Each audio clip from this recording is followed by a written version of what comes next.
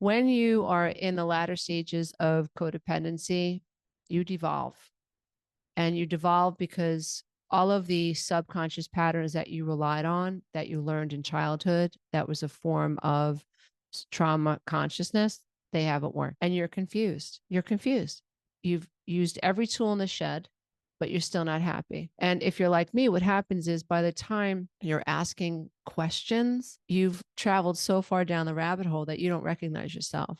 You tremble with fear. You doubt yourself. You fantasize about being with other people. You think that leaving the relationship is going to fix this, but that doesn't fix anything. That just, buys you a little bit of time before you find another person that mirrors your trauma, and the cycle starts all over again.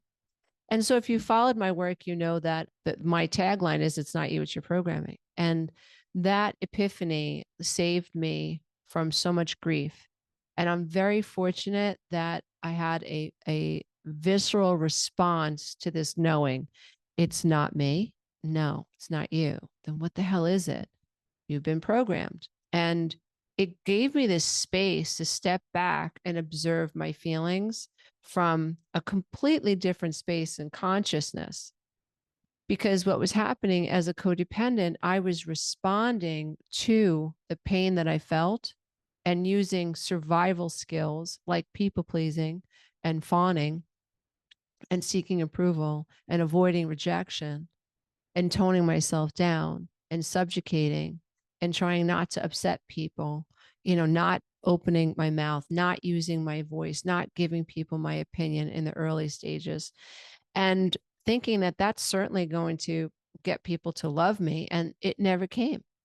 And so when you're operating from trauma, you don't know that you're doing this. You don't know that your mother or your father has, or both, have conditioned you to feel like you're not good enough, that you should be embarrassed. Many of you have written me, and some of the requests that have come in that you would like me to address. One woman wrote to me and said, I've been doing this for 36 years. I want out of survival mode. Another person said, I would like to know how to honor my emotions without shame or guilt. Another one of you said betrayal from family, triangulation, and isolation. Another person wrote in and said facing the truth when maybe a parent loved you but also hated you. I mean, we're talking about trauma, and not one person here said that I was beaten or was sexually abused. They're talking about betrayal, which is an emotional experience. It's a dishonoring of the sovereignty of a family member. And family betrayal, it's not natural. It's not natural in the animal kingdom either. Like a mama bear is supposed to protect her baby bear. It's not natural. It goes against nature to feel rejected by your mother or rejected by your father. But we know that the most dangerous people in our lives are our parents, our partners, or our step parents. They are the most dangerous people in our lives.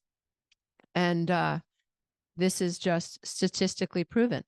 And if you go to if you go to the centers online and you do the research, or if you go through the journals, you'll realize that yes, this is true, that the most dangerous people in our lives are our parents, our partners, and step parents, and that abuse and neglect happens at the hands of family members primarily. And this is something that we should absolutely take seriously, because when we get arrested in early childhood, especially below the age of 7, we're in a theta brainwave state.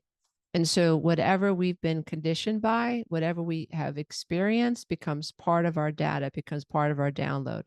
After the age of 7, we don't question our programming. We recreate it. This is super, super stuff.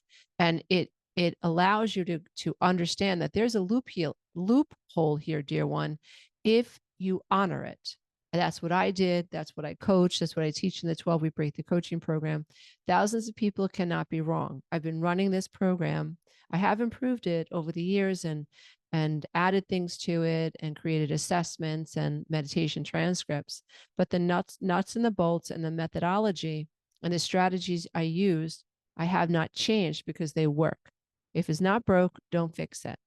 And so there is a way out of this, but you have to be someone who will say, yeah, I'll put in an hour a day. Why? Because you're retraining your brain. If you don't expand beyond the level of consciousness you have right now, right here, right now in this minute, and if you're uncomfortable or if you're in pain, just use your left brain for a minute. Logically, you cannot expect your future to change. If you don't expand where you are right now, if you don't gain insight, if you don't gain knowledge, if you don't gain tools, if you don't put those tools into action, just logically, your life can't change. It makes sense. It makes sense. I mean, if I'm on a rowboat and I have a tablespoon as an oar, it makes sense that I'm probably not going to make it to shore within the next hour. It just makes sense. But if I had an oar, or if I had two oars, then I could make it to shore really quickly. My life would change incredibly quickly. You got a spoon on a river with a strong current. You're not going anywhere. It's not going to help you. Right. So it's not a judgment, and there's nothing to freak out about. It's just a very pragmatic way to look at the healing and recovery process. If I don't expand my current understanding of self, if I don't gain new wisdom and new knowledge, if I don't gain new tools, new understandings, my life isn't going to change very much. It's just not. And unfortunately, fortunately, how everyone look at it, when you're talking about energy, things get worse because of momentum. So when you're codependent, it doesn't get better. They never understand. The people that you love don't get it. You've been born to people who are below the veil. They're operating from their own level of low consciousness. They're not highly intelligent or spiritually intelligent, not emotionally intelligent. They're just not. They can only teach you what they have in their shed. That's it. And then you attract people from that level of awareness. So if you were never treated with respect,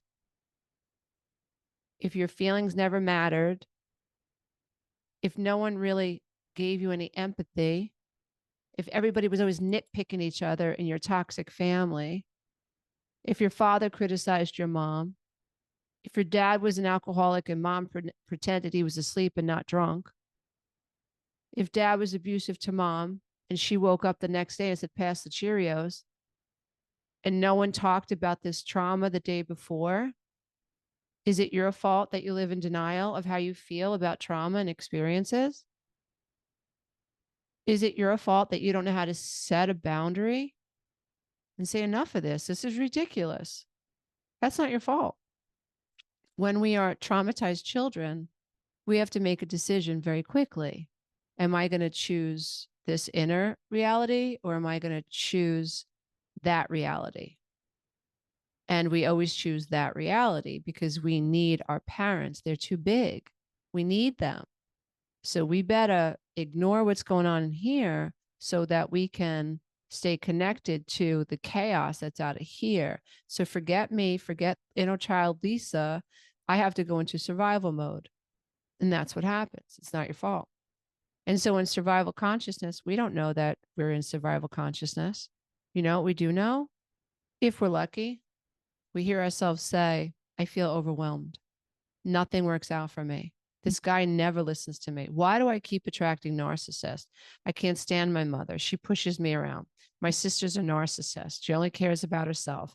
I'm sick and tired of taking care of her kids. I'm sick and tired of taking care of her dog. My brother's an alcoholic. He's always wasting his money. He's gambling. He gambles his money away and always expects me to bail him out. I'm the first person at work, last person to leave. My boss takes advantage of me. My coworkers keep throwing stuff on my desk. I'm trying to keep up and I just can't keep up. If you're an entrepreneur, you say things like, no matter what fire I put out, there's 10 more fires that I have to put out.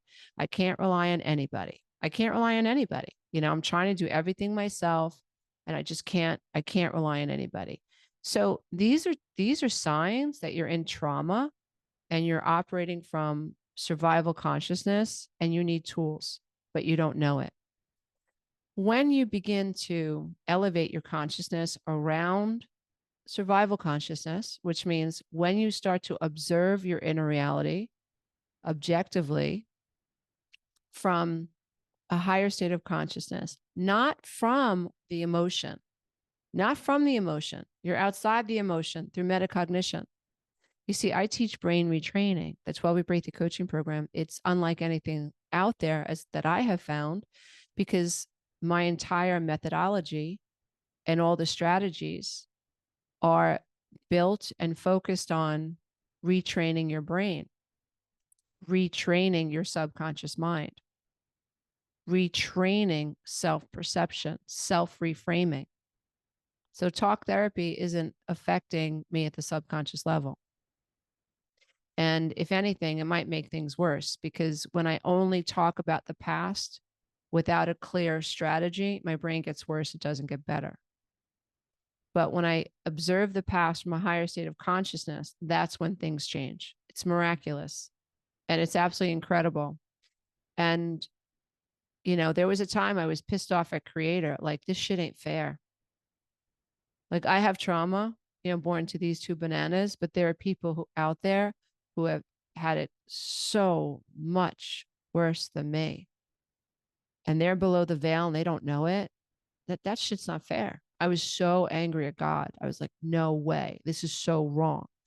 Like, if you experience sexual abuse as a child, you're much more likely to experience it as an adult. How the hell is that fair? This innocent baby, how is that fair? I was so angry at God for so long.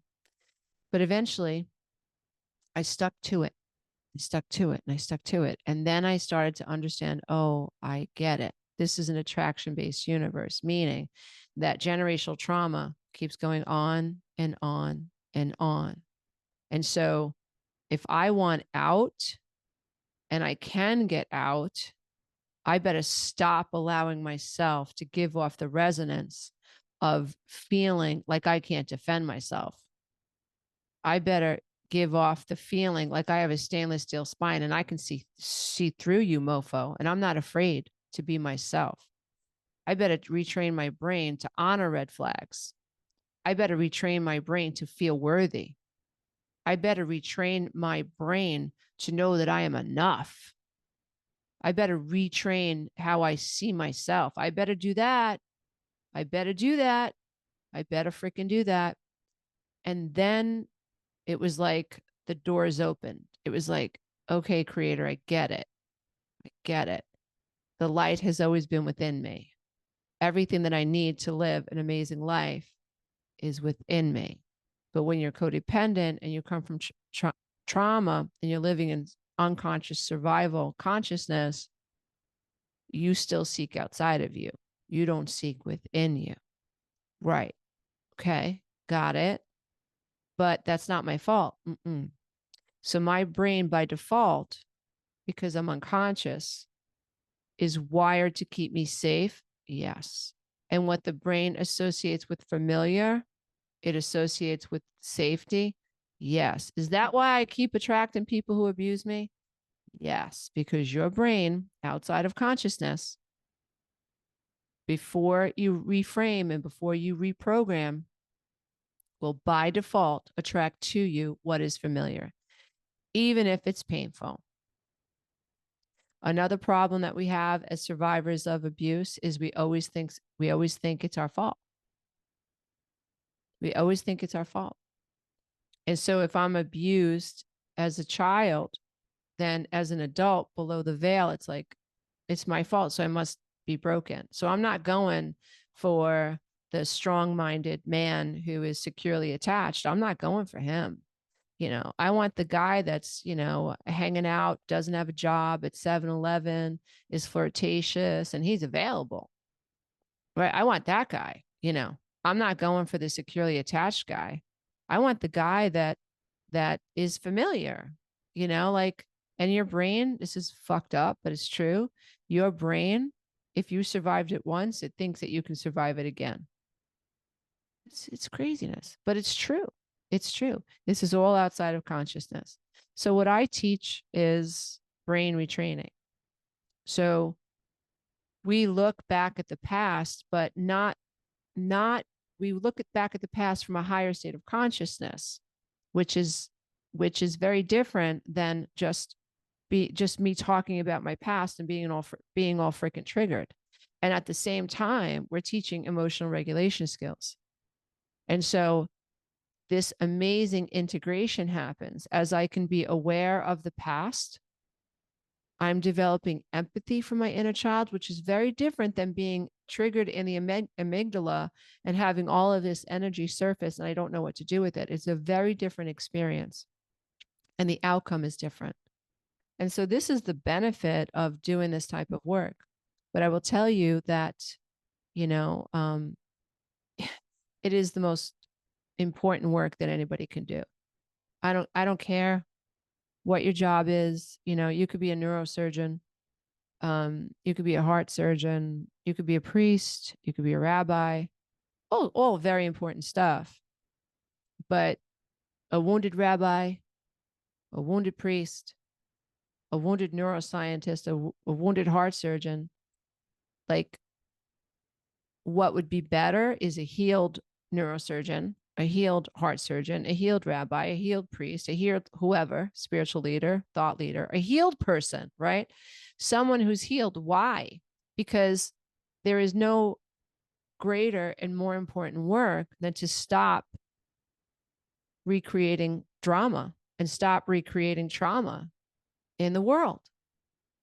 You see, when you start looking within, when you start cleaning up the subconscious mind, when you start defragmenting the brain, when you start reprogramming your brain from a higher state of consciousness, ooh, dear one, you become the light of the world. You become the light of the world. You save the world so much trauma moving forward. When I think about, I had the inner child retreat this weekend. It was a 3-day event in Boone, North Carolina. Fabulous people. It was great meeting everybody there. Really, really incredible place. And I shared a story about how you're here on this webinar. You'll be touched maybe by the replay. You've taken the part in the 12-week breakthrough coaching program. Maybe you found my podcast. Maybe you watched me on YouTube. Maybe you've been to one of my live events. Maybe you've read my book or one of my books. Maybe you've read a social media post, but for some reason you're here, and that's not a coincidence. There are no coincidences. But what I do know is that you would not be here if I did not make one change of mind. If I had never had the one thought that changed my mind, I would not be here. My children would not be here in this house on their paths. They wouldn't be. I would have never met my husband, Anthony. Our relationship would not have inspired his 3 children and their spouses, and now these 5 grandbabies that we have. When I think about how much trauma has been spared, how much darkness, how much pain has been spared, because I chose to make a different decision, because I chose to change my thoughts. And I'll just share quickly that one change of thought, it went from, I can't leave him, to how can I make this work when I leave him? How can I break free? How can I make this work? How can I make enough money to support my 3 children without him? How can I? How can I? How can I? And it sounds so hippy dippy and Louise Hay and all this kumbaya crap. And I would have been turned off by it 30 years ago myself. So I get it. If anybody's like, it sounds so hippy dippy, I totally get it. But I can speak with confidence because my life completely changed. From that moment on, it was like I was walking in the darkness one moment. I can't fear. I can't feel this. I can't say that. I can't do that. I can't admit that. There's something wrong with me if I admit that. There's something wrong with me. I can't talk about that. I can't share my feelings. I can't feel this way. It's bad to feel this way. There's something wrong if I feel this way. I'll never be able to make it on my own. I'll never be able to make it without him. The kids need their father. He has to be a constant in his life. I'll never make it on my own. When I was walking in the darkness, but when it shifted to, this is really how I feel. I am this unhappy. And I have to leave because he's not willing to change. This isn't a toxic environment for my children. My parents will abandon me for sure. And they did. But then the reality was they always had. They always had. I never had my parents. Never had my parents. I was born. I was not raised. I never had them. That was an illusion. That was my inner child's fantasy. One day it's going to get better. One day I'll be enough. One day they'll see me. One day everything will be fine. I'll be good enough. I'll be good enough. I'll figure it out. I'll be able to hold my family together so that we're a strong, loving family like I always wished we had. Doesn't work. Doesn't work. And so when I stepped out of that and I stepped into my authentic pain, you see, people think healing is fun. It ain't fun. Ugh, it's not fun. I got sick. I broke out. My sweat was so stinky and grimy, but I was detoxing. I was detoxing. I've had clients say, I threw up. Like, I listened to your meditation, I threw up. I'm like, dude, hallelujah, it's out of you. You know, like, it's not fun.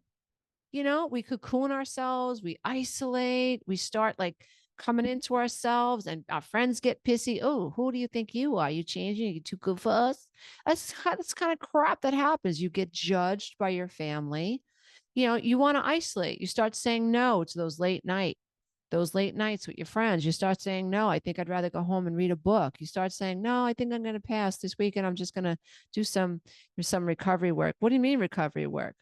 Yeah. What's wrong with you? Like, that's the type of crap, right? We hear from toxic family members, not from healing communities.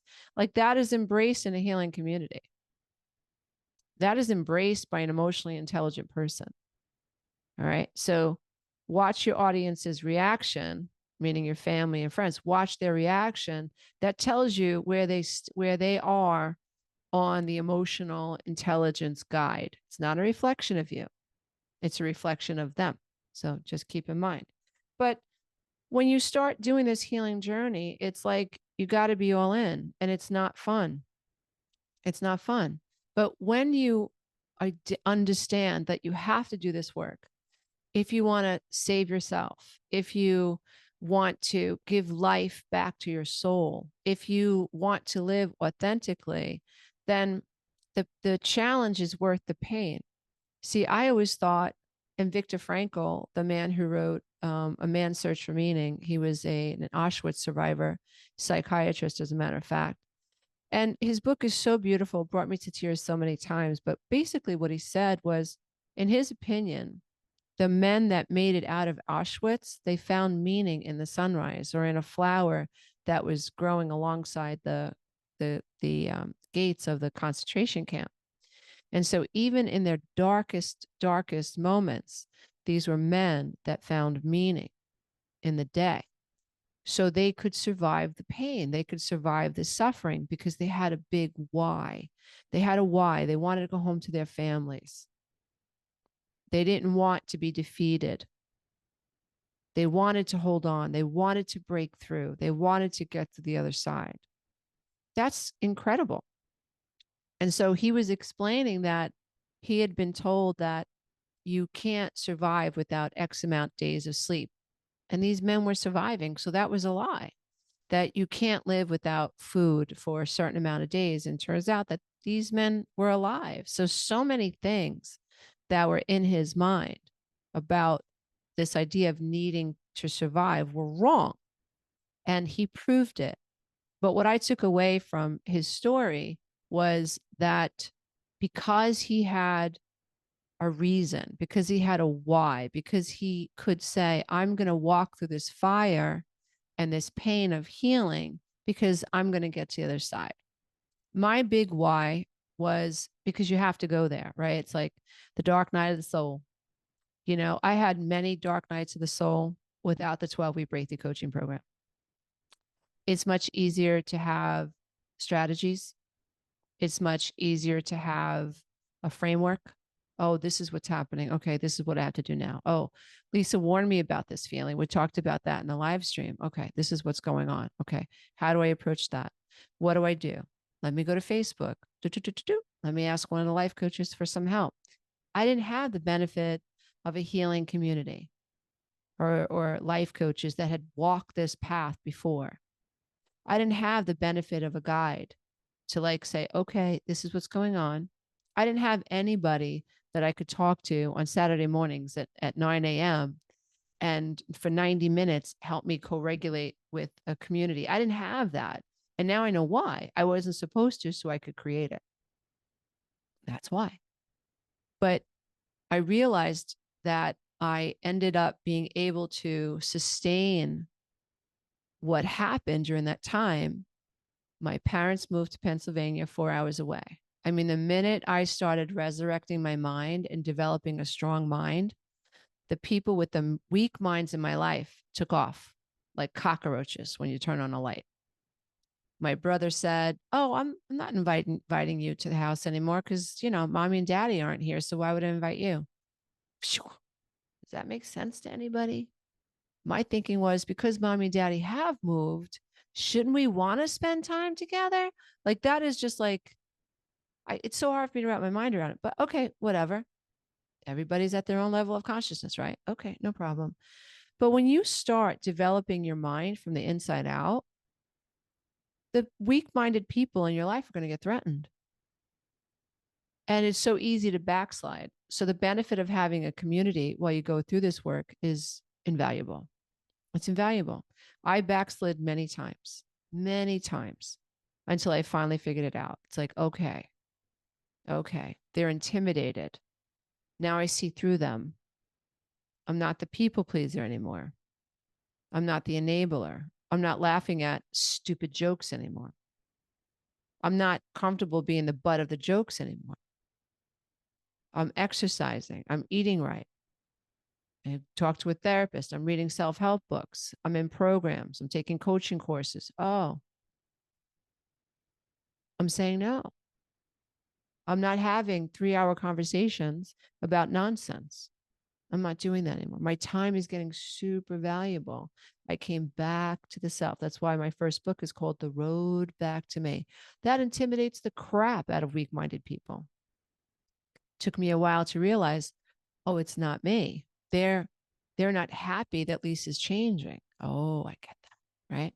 A friendship of 20 years dissolved right before my eyes. I had an asthma attack over it until I was like, if I have to pretend to be someone else, I'm letting you go. If I can't be happy in your presence with a man, and if I can only be the third wheel, I have to let you go. Right? So, yeah, when you start to organize your mind, when you start to make your business a priority, your mission your priority, your emotions, and now you got to be careful with emotions because emotions aren't facts, they're just indicators. But when you start being able to observe your emotions from a higher state of consciousness, your mission, you become less reactive. You become more silent. You become more observing. You become scary to people who want to poke you and get a reaction from you. You become peaceful. Woohoo, all these beautiful things that you start to experience. You start to become more self-responsible. You show up with a different calm energy. You think before you speak. You observe before you react. You're gaining emotional regulation. So a strong-minded person doesn't fall apart when other people start to fall apart. So you get to a point when you come out of this, but you have to learn the tools. When you come out of it, you're the strong-minded person in your family. And the more you distance yourself from crazy, I always use the tornado analogy. When you're in the middle of the tornado, you come from a toxic home, you don't know it. Everybody's toxic. Everybody's like hot molecules, you know, banging off of each other, right? Reacting. Do you hear what mom said? Yeah, I heard. Oh, yeah, you hear me? Oh, and then she calls your sister. Then she calls your cousin. And then your heart's racing because you're worried about what other people think and what she's saying. And then you show up for a family dinner and you're so self-conscious and hypervigilant and on edge. Get out of here. Get out of here. Who needs to live like that? Right? I remember my 50th birthday party. Anthony threw a surprise birthday party for me. very profound moment. My father and my family, we're small families. My mom, my dad, my sister, my brother, and his wife, they were sitting at a table. And I went over to say hello. And my father looked perplexed because the room was full of people he didn't know. And I knew Anthony 5 years at that time, but by that time we were married. And my father looked around the room and he said, Lisa, who are all these people? I said, what? He said, I don't know any of these people. I said, well, they're my new friends and my new family. He said, oh, yeah, oh. When I let go of the old, I got a brand new family. When I got let go of the old, I got brand new friends, many more than I've ever had in my entire life. When I started to resonate with I am enough, when I stopped seeking approval because I knew I was enough, and make no mistake, reprogramming your subconscious mind for I am enough from I'm not enough, reprogramming your mind from I don't need to earn love to I am love and I'm deserving of love. I'm not perfect, but neither is he and neither is she. So why aren't I deserving of love? Right. So when you reprogramming that means that you activate metacognition and neuroplasticity. But make no mistake, that's not an easy task because people get distracted. That's the benefit of a 12-week class, a 90-day class, an hour a day. Give me an hour a day and I will help you reprogram your subconscious mind. And within 90 days or less, you will feel the effects of self-reframing. Guarantee it. And so I'm sitting there and I'm looking at it. And I'm like, oh my God, like this ignoramus, him, I mean, to be so perplexed meant that you didn't think that this was possible for me? Like, what's up with you? So my point is that it was such a profound moment for me because I'm just like, he is dumbfounded that I have been able to manifest this new life. He's absolutely dumbfounded. Why? Because it's outside his purview. It's outside of his perception of reality. See, my father was a very small thinker, right? He's a cluster B, antisocial, narcissistic, right? So if a friend wasn't my mother's friend, you know, the fake codependent person, you know, people pleaser that she was, if she didn't draw someone into their experience, he didn't have any friends. So to see his daughter flourish without him, without them, I'm sure blew his mind. And so that's just to help you understand that when you retrain your brain, when you heal the corpus callosum that's been damaged by stress and survival, your entire world shifts. Now, I'm not saying it shifts overnight. I would be lying to you. But I am telling you that it will shift, especially if you don't give up. So I understand now, looking back, that it was powder on my fingers. First, it was a decision to change. First, it was, I'm done. I'm done. I'm sick of this. I want no more. I'm tired of living in guilt. I'm tired of living in shame. I'm tired of worrying about what everybody else thinks about me. I'm tired of being afraid of my husband. I'm tired of being afraid of what my kids think. I'm tired. I'm just tired. I'm tired of being afraid to walk outside without makeup on. I'm tired of feeling like the world judges me. I'm just tired of it. I'm just freaking tired of it. I'm tired of wanting to paint and not painting. I'm tired of wanting to go to a ceramics class and not taking the ceramics class. I'm tired of wanting to find time for myself every day to curl up on the couch and read a good book and not doing it. I'm tired of complaining. I'm tired of taking care of people who don't want to effing take care of themselves. I'm tired of it. I'm tired of doing things to other people and then resenting them because they don't care about me. I'm absolutely tired of it, right? You starts with a decision. If you resonate with the 12-week breakthrough coaching program, I hope you do. We start July 13th. We're going to hit the ground running. First lesson drops July 13th, an hour a day. Meet me on Facebook every day. Do the homework, do the videos, do the meditations on your own, an hour a day. Doesn't matter where you live in the world. Show up on Facebook for the exclusive resources. Ask questions. The life coaches answers them. I answer them every day. 90 days. And then on Saturday morning, meet me for a 90-day live stream. Boom, co-regulation, coherence, group coherence. Group coherence, it's amazing. After every module, every 4 weeks, we have a Zoom call just like this, okay? So you take what you learn at the subconscious level. These meditations are working without you even trying. Listen in the morning, listen at night. That's not hard. 12 weeks is not a long time. 12 weeks is not a long time. Think about it. It was just freaking Christmas, right? It was just New Year's. It was just Valentine's Day. I mean, 12 weeks goes fast. And so I hope that you feel that you're deserving of it. And so this is the power of brain retraining. So it's a very different methodology, and thousands of people can't be wrong. It works so well that people who graduate from the program come in at 50% off and do the refresher. I'm not saying this to brag. I'm saying it to encourage you to believe in something, because this whole webinar is just about hope. I want to inspire you to believe that there's a way out. So if you want financial success, if you want to improve your health, if you want to improve your communication skills so people can actually hear you, if you want to up your game with red flags, like you don't want to ignore red flags anymore. If you want to feel more emotionally regulated, this class can help you achieve all that. If you want to have a much better relationship with your spouse, this program can help you, because codependents don't play fair. We play mind games. We take care of you, so you take care of us. And then when you don't anticipate our needs, we get a little passive aggressive. We can get nasty, right? And then we play the victim, we play the martyr, and that's all control. It's a little girl in us. It's a little boy in us, right? It doesn't have to be this way. And it's not that we're bad people. It's nothing to be ashamed of. It just means that no one taught us that we were enough. Like, no one taught us that we were enough. And so we develop a healthy, nurturing, compassionate inner narrative, which helps soothe the inner critic, because all of us have a very punishing inner critic. Again, not our fault. Not our fault. And we break this all down in the 12-week breakthrough coaching program.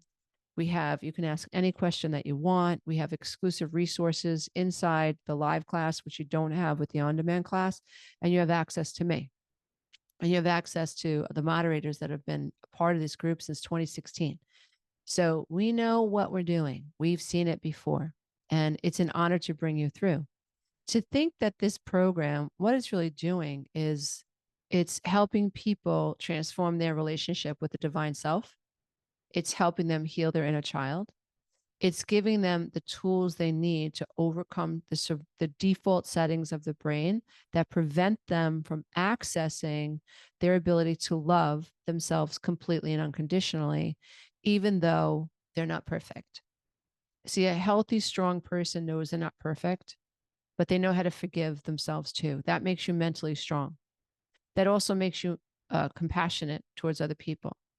Narcissists are not mentally strong. To be mentally strong, you have to be willing to be wrong. Narcissists are weak. They're weak. So when you get mentally strong, you're no match for them. And that's why my ex-husband and I are no longer married. It's because we stopped. When I started healing, the attraction was over. We could not stay together. It was just impossible. And like Esther Hicks says, it's like the grid filled in. You know, I just stayed in my truth, stayed in my truth, stayed in my truth, stayed in my truth, stayed in my truth, stayed in my truth. That was a hard thing, because while I was staying in my truth, my brain's like, oh my God, this is so unsafe. You're setting a boundary. He's getting angry. Look at his face. His nostrils are flaring. He's starting to get demonstrative. Oh my God, what's he going to do next? He's going to stop paying the mortgage. My brain was like freaking out. But the higher self, I had trained myself to emotionally regulate and stay in my body and stay in my body and stay in my body. And yeah, those were the early stages. And here I am now, all these years later. And I was voted in 2020, I was voted the #1 most inspirational person of the year. Just saying. Gary Vee, I think, was #2, and Jay Shetty was #8 back in 2020. Just saying. Like, this is a mom that was at one time, and I said this on the retreat too, you should know, I wasn't always this strong. I was fear-based. I had an eating disorder. I pulled my hair out. I counted letters of a sentence on my fingers. I realized now it was escapism. I obsessed about calories. I was constantly ruminating. Now, Anthony asked me, what do you think about it? I'm like, nothing. I'm just enjoying the sky. He's like, come on. I said, no, I'm serious. I'm serious. I have worked to gain control over this mind, and it is my greatest superpower. And eventually, if you stay on the path long enough, as you learn to organize your mind, and listen, your mind is out of order and you have panic disorder. I call codependency a disorder. It is a disorder. You're out of order. You're out of order. Ross Rosenberg calls it self-love deficit disorder. Codependency is a disorder. People pleasing is a disorder. Enabling is a disorder. Why? Because it's out of the natural order of the life principles that is love and expansion. It's all about restriction. So anything that causes restriction is out of order with the life principles. So now, why do I have codependency disorder? Why do I have self-love deficit disorder?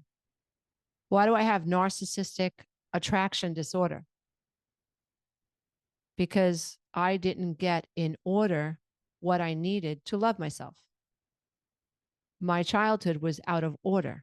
I never received the love and the nurturing and the sense of safety I needed to develop a mind that felt ordered with life principles such as love.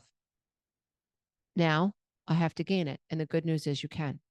And so I wanted to quickly address, and if we have enough time, I wanted to quickly address a little bit about the 12-week breakthrough coaching program. So we will launch July 13th. That's when the first lesson drops. So when you register, you get a login and you create your password. From there, let's say you and I do suggest if your toes are tingling, you should register pretty quickly, because we're going to limit the class because we're offering such high level of support. And you'll also get the early bird discount. So that's at my website, www.lisaaromano.com, lisaaromano.com. And click at the top of the bar, navigation, where it says online courses, go to 12-week breakthrough coaching program and purchase the live class, not the on-demand class, the live class. So once you register, you'll get an introduction, a 3-part video, very quick, to explain what we're going to do in the 12-week class. Then on July 13th, you get your first lesson. You log in that day, 5 a.m., your lesson will drop. You can start your lesson anytime you want during that day. You have a week to complete the lessons. That means watch the video, listen to the meditations, download the journaling prompts, download the homework.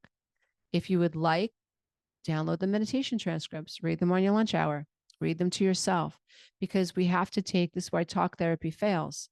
Talk therapy does not address what's in the subconscious mind. So with all of these resources, we are bombarding your brain and your mind with data. You come out of anxiety mode and we put you in learning mode. You see, all you have to do is purchase, register, and show up. Follow the instructions. You're already ahead of the game because we took you out of anxiety mode and put you in learning mode. That cuts your anxiety in half immediately. Now with your brain knowing, oh, I'm learning every day, I'm learning every day, I'm learning every day, all this stuff that's going on over here, it starts to fade away. I think it's an extraordinary, groundbreaking way to heal. Extraordinary. And I really do invite you into this class. Now, we break it down to 3 modules. Module 1 is week 1 through week 4. And in this module, we talk about what went wrong, because the emotional brain you're way too right brain activated, right? So you're trying to use your brain, your logical brain, to mitigate your emotions, but you don't have the tools. So you're stuck. You're just stuck. So you're highly emotional, highly agitated. Amy's in control. Amy, the amygdala, Harry, the hippocampus are in control. And you can't find your way out, right? Because you don't have tools. That's not your fault. So in weeks 1 through 4, we relax your body. We help you co-regulate and down-regulate nervous system, huge part of the healing process. You're already going to feel down-regulated because you purchased a healing program immediately, because you're not alone anymore. And you got a group and you got me. So you're not alone anymore. And so weeks 1 through 4, we walk through what went wrong from a higher state of consciousness. Breakthrough, breakthrough, breakthrough, breakthrough, breakthrough. Logical brain comes online and says, oh, that's why I feel that way? Mm-hmm. Oh, that wasn't my fault? Mm-mm. But not only do you know it, you feel it. right? You can watch my YouTube videos all day long. You're not going to get the 12-week framework. You're just not. You're not going to get the consistent and the repetitious information delivered to you in a format of strategies that's going to help you break through. You'll gain knowledge, you'll gain information, but to heal, it has to get into the subconscious mind, and you need strategies, and you have to do this work over and over and over and over and over. You know, when I was a newbie coach and I was criticized by some of the people that purchased the program, and they're like, I'm really annoyed. Like, I bought your program. Like, I should have access to all the lessons. You know, I was like, I shriveled up. Not anymore. I don't shrivel anymore, because the reason I don't do that is because I love you so much. And I know that if you get all this information at one time, you're going to have cognitive overload. You see, I've studied the brain. I've studied neurology. I've studied neuropsychology. I've studied hypnosis. I've studied trauma. I've studied Amy. I've studied Harry. I've studied the neocortex and the corpus callosum. I've studied the HPA axis. I've studied the pain versus pleasure principle. I got it. Got you. I've studied meditation. I understand. And so that's why you will only get one lesson a week, because you have to absorb those lessons first before you can get the second and the third and the fourth and so on. So when we're working out, we call this the GAS principle, this general adaptive syndrome. So it's sort of like why you can't curl a 10-pound weight until you can curl a 5-pound weight. You're just not ready. So you're not ready for lesson 2 unless you allow lesson 1 to sink in. You're not ready for lesson 3 until lesson 2 kicks in. By week 5, members are like, I understand why you did it this way. I see it. Exactly. So I'm not a newbie coach anymore. I believe in how this program is offered. In module 2, it's week 5 through 8, and that's called the gentle accountability phase. Because let's face it, dear one, you can point at narcissists all your life, right? But if you're a codependent and you don't take responsibility for that and accountability for that, you're going to keep attracting narcissists. What the F is that? So it's gentle accountability, because oftentimes wounded adult children, they recoil in shame when they start to realize, what have I done? So we take the shame factor out. We do it through the meditations. We do it through the journaling. We do it through the resources that you have on the Facebook page, through us working with you on the Facebook page. The shame is, okay, I can look at myself. I can accept it's not pleasant. It's not pleasant, but I can accept that I introduced my children to a psychopath, that he stalked me, that he studied me, and I did not know that he was a psychopath. And I introduced my children to him. I am not happy about that, but that last relationship before I manifested my husband was so life-changing for me because of the pain. And when it was not a long relationship, it was a short relationship, but when it came full center that he was lying to me, and I was crying, like, how could I have done this again? How could I have done this? I thought I was so clever. How could I have done? I thought I knew what I was doing. I asked, what did I miss? I asked higher self, what did I miss? And like a gentle breeze, like the good witch in the Wizard of Oz, who's like, doesn't judge Dorothy, right? She just, it was sort of like that. It was like, you still ignored red flags. It was like, oh, it's true. I knew he was lying to me. I felt he was lying to me. I didn't do anything about it. I didn't even address it. So it was like, okay, bingo, aha moment. I'm not ignoring red flags anymore. That experience was so painful. Pain versus pleasure flipped a switch in my subconscious mind, and I used it to my advantage. And that's the kind of stuff I'll teach you in the 12-week class. So that's gentle accountability. Don't worry, dear one. We got you. We've all been there. We've all been there. And module 3 is weeks 9 through 12. That's the ascension phase. So strong-minded people have plans. Weak-minded people don't. They're living out their trauma. They've been weakened by their trauma. They weaken themselves to really critical self-inner talk that weakens your mind, that weakens your being, that weakens your immune system. So strong-minded people, emotionally resilient people, they have a plan. People that make it in business, make it in their careers, they have a plan. Codependents don't have a plan outside of we react to everybody else's mood. We don't know who we are. And so we don't want to just teach you what went wrong. And we don't want to just teach you how to set a boundary, because you can even still stay hypervigilant in setting boundaries. We don't want that. We want you to ascend the need to be on guard. We want to give you the tools for, well, how do I take all these past 9 lessons that I'm up to? And how do I, in the last module, how do I apply everything I've learned so that I communicate my needs more effectively so people can hear me? How do I move my life forward with a game plan so that I'm moving in the direction of the career that I want, or I'm moving in the direction of the type of relationship that I want? How do I know that I'm moving in the direction, the type of health that I want to experience in my body?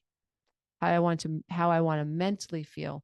Lisa, I need tools for that. Okay, we're going to give them to you. So by the time you graduate from the program, you're going to have such a toolkit that you can go back to for a minimum of 3 years. And you can access the journaling prompts and the videos and the meditations and the live stream. So we live stream every Saturday, 9 a.m. for 90 minutes. And they get uploaded into your member library. So you're driving, you got a 3-hour trip, just turn on the Kajabi app, go into my app, and listen to the live streams one after another. You're reprogramming your subconscious mind. You're reprogramming, you're controlling the data. It's you now. You're your own programmer. In addition to that, the Zoom calls will also be uploaded to the members dashboard. And as a bonus, we've never done this before, but as a bonus, you're going to get a 1-year complimentary access to the Breakthrough Warrior membership site. So once the class ends, you'll still be able to live stream on Zoom with me. And again, this is a phenomenal resource. Why? Because your best chances of long-term recovery is you committing to this process. I just want to make it easy for those who are as committed as I am to making their dreams come true. And so you can read a book, but then it's gone. You can take a course and then it's gone. I offer it to you for 3 years. You also gain access, lifetime access to the 12-week breakthrough coaching program's Facebook graduates page. This is an ongoing, incredible group of people that inspire one another every day, hold each other accountable every day. It's a phenomenal community. And we're all at different levels, and it's just so beautiful to watch people support one another. So that's lifetime. And once you graduate, you are now able to join the masterclass, which is level 2. Once you take I don't want to get ahead of myself, but after the masterclass, then you can go on to Soul School. So I have created effectively in my coaching career a literal step-by-step system to take you from being completely overwhelmed to ascending ego consciousness. You have someone who asked a question. My narcissistic mother went to a 3-day healing session with a trauma therapist. Now she is using what she learned about herself and applying it to me instead of herself. How do I cut her off? She doesn't leave me alone. To answer your question, dear one, it's not uncommon. We actually had someone on our 3-day retreat who said that she turned everything against her daughter and would sent her a long letter that called herself, that she signed it Scapegoat Willie. So she actually decided that the daughter was actually the one causing the problems, not her, which is not uncommon, of course. And so, to cut your mom off, it's easy. That's easy. Just don't answer the phone. Block her on your cell phone, block her on social media. Just refuse to talk to her. Stop going to the house. Stop dealing. Stop having conversations with your siblings about your mom. You want to talk to me? That's fine. Don't talk about mom. Don't try to guilt me. If you guilt me, I'm going to have to go no contact with you too. I mean, cutting people off is pretty easy. That's not the problem. The problem is how we feel about it. The problem is the guilt. The problem is the self-doubt.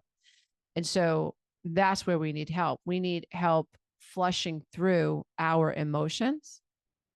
We need help flushing through self-doubt. We need help honoring our emotions, saying, yes, this is how I feel. This is why I feel it. And this is why I need to self-protect right now. This is why I need a boundary. This is why it is essential that I protect myself from this. This is why. And if a narcissist goes to a retreat, oh my God, they're going to flip it on you for sure. And so I feel you, dear one, but I think cutting people off is the easy part. what is it? Just a click of a button, block mom? It's not hard. It's not hard. What's hard is believing that you have a right to. What's hard is honoring your emotions. That's hard. What's hard is the rumination. That's why a 12-week program like this, you have a place to go when the rumination starts. You have a tool to use when the rumination starts. Kylan asked, I feel very confused with my mom because she is a victim of child and marital abuse, but has deeply ingrained codependency with me. How do I know if mom is a narcissist or just emotionally immature? So I would focus, I know this is a big question. It's very common for adult children to ask this type of a question because they need permission to say, my mom is this or my mom is that. You really don't. You don't even have to say, my mom is this or my mom is that, or she's not or she is. That's not even where I would help you focus. What I would help you focus on is, how do you feel? Did you get what you needed as a child, or did you not? And let's focus on the consequences of emotional neglect. You did not get what you needed from mom, then you're going to suffer from emotional neglect. And so what that means is that you have to turn from mom a little bit and just focus on yourself for a while, because mom's trauma is not your concern. You're never going to be able to work out your own stuff if you're focused on what happened to mom. And so the first especially the first 4 weeks of the 12-week breakthrough coaching program, people ask this all the time. And we constantly have to redirect them and teach them that this is about you right now. This is about you. This is about you. This is about you. Why that's important is because, like I said, naturally, I know even me, like I felt so bad for my mom because my father was, I was going to use a bad word, but my father was a narcissist. So I felt bad for my mom. And her mother was an alcoholic and her father was an alcoholic, and she suffered sexual abuse as a child. Like, how could I be mad at my mom? Right. That's where my mind went. How could I blame her? So it's not about blaming. That's a psychological misconception, and that's going to keep you stuck. So what we're doing is we are becoming like mental scientists, and we're becoming psychological scientists. And all we're saying is we're giving ourselves the effing permission to recognize how this person's trauma affected us. That's it.